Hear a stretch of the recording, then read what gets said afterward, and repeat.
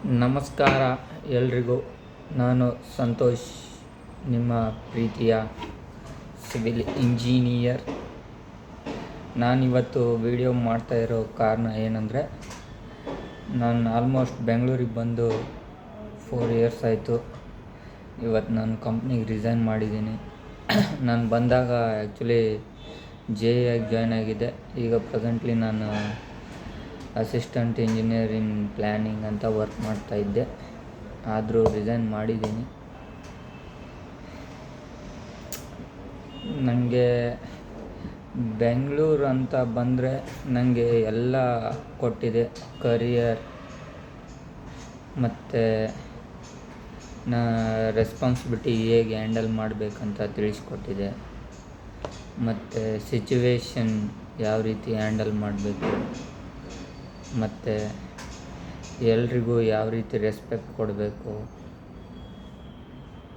ಇದೆಲ್ಲ ಕಲ್ತ್ಕೊಂಡಿದ್ದೀನಿ. After 4 years ನಾನು ಒಳ್ಳೆ ಊರಿಗೆ ಹೊಂಟಿದ್ದೀನಿ.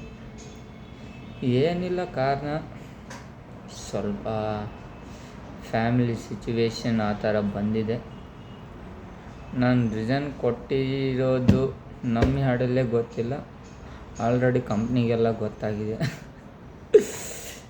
ಇದು ಒಂದು ಹೆವಿ ಫನ್ನಿ ವಿಷಯನೋ ಯಾವ ವಿಷಯ ನಂಗೆ ಗೊತ್ತಾಗ್ತಿಲ್ಲ.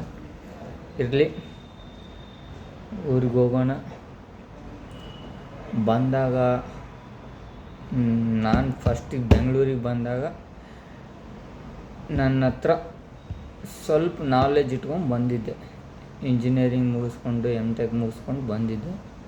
ಪ್ರೆಸೆಂಟ್ಲಿ ನಾನು ಆಲ್ಮೋಸ್ಟ್ ನನಗೆ ಎಷ್ಟು ಸಫಿಷಿಯೆಂಟ್ ಇದೆ ಅಷ್ಟು ನಾಲೆಜ್ ಗೇನ್ ಮಾಡ್ಕೊಂಡು ಒಳ್ಳೆ ಊರ ಕಡೆ ಹೊಂಟಿದ್ದೀನಿ. ಮುಂದೆ ನೆಕ್ಸ್ಟ್ ಬ್ಲಾಗ್ ನಾನು ನಮ್ಮ ಊರಲ್ಲಿ ಮಾಡ್ತೀನಿ. ಗುಡ್ ಬಾಯ್.